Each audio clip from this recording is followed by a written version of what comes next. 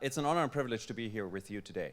What I want to do is I want to give you a little bit of an introduction to the way we're thinking and the way we're teaching and the way we see the future at Singularity University. So typically we do this in a week-long program as an executive program, where I teach. It costs you $14,000, so today we're doing this in 60 minutes for free. So I hope you had coffee and brace yourself, okay? So calling this a field guide to exponential thinking, and we'll get into the details of what that actually means in a minute. But before we get there, what I really want to get to is we want to talk about where does the future of technology go, and what does it mean for us as individuals, as organizations, and as society. And there's a couple of questions typically people ask themselves, what's next, and how do I succeed in this interesting world? How do I disrupt if you're an existing company? So what we want to do today is we want to talk about three things. What is happening? How do you make sense of this? And why does it matter? By the way, you can have all those slides later, so you don't need to take pictures of the slides or something. I'm very generous with my slides.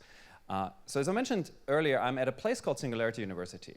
And similar to Draper, Singularity University has a strong mission. Our mission is to inspire, educate, and empower leaders, people like yourself, to apply exponential technologies, and this is what we're talking mostly about today, to address humanity's grand challenges. So this is the why. Why do we actually do this? We really believe that you can leverage technology to solve some of the world's biggest problems. And we're not quite that interested in creating the next mobile photo sharing app, leveraging interesting technologies.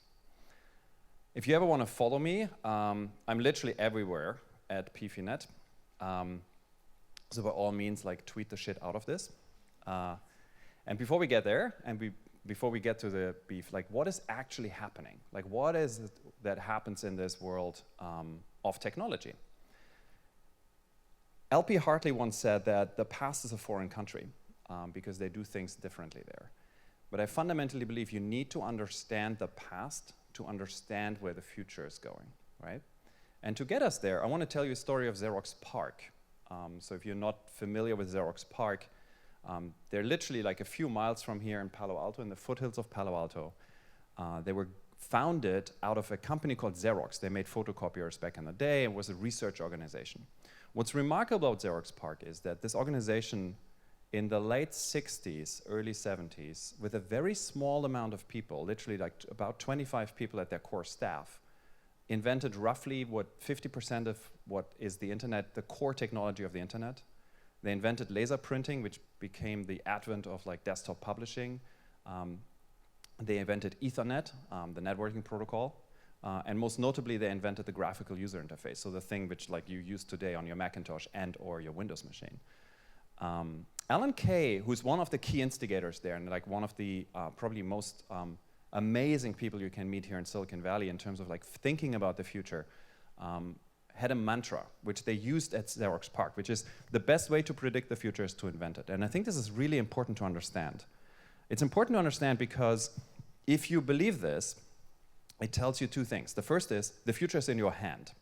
The future is something you create. The second is if you don't create the future happens to you. You become a passive player in this world. And to give you an idea of how this looks like, so this is Alan Kay, 2008, showing a computer called the Dynabook. This is 2 years before the Apple iPad was introduced. This is at the Computer History Museum here in Mountain View. As you can see, the Dynabook is a computer, it's a folio computer. It's a thin computer, has a touch screen, looks a lot like a bastard child of a first-generation Kindle and an iPad. So this is 2 years before Apple, Steve Jobs gets on stage and shows the iPad. It's kind of curious, it's interesting, right? We had tablets at the time, it's not really revolutionary. What is revolutionary is this. 1972, Alan Kay wrote a 30-page paper describing the Dynabook in great detail. So 40 years before Apple even introduced this computer, this tablet device, Alan Kay effectively invented it. The way he could invent it is very simple. A lot of the technology which was necessary to build this computer wasn't even invented at the time. It didn't exist.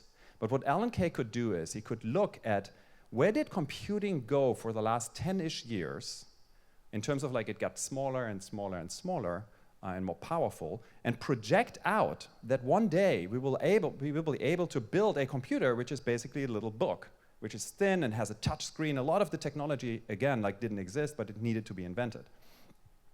The second thing which I find really interesting is when you read this paper, again, this is from 1972, the use case Alan Kay predicts is what you see on your left, which is kids using this computer as a learning device, which is really interesting.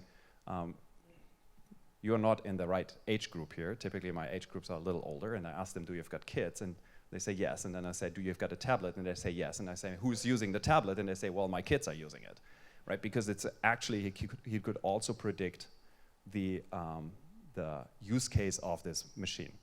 This is what I'm going to teach you today. I'm going to teach you today how you can, by extrapolating and understanding the past and having a good guess about the future, effectively invent the future. The second thing I'm going to show you today is that what took Alan Kay 40 years will take you 3 years today, because the pace of change is accelerating at an ever-increasing pace to an extent that the future happens way, way quicker to us.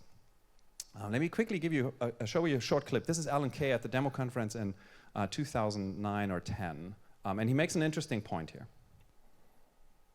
On the other hand, we spent roughly 2 to 3 times a person's salary each year just on technology for that person.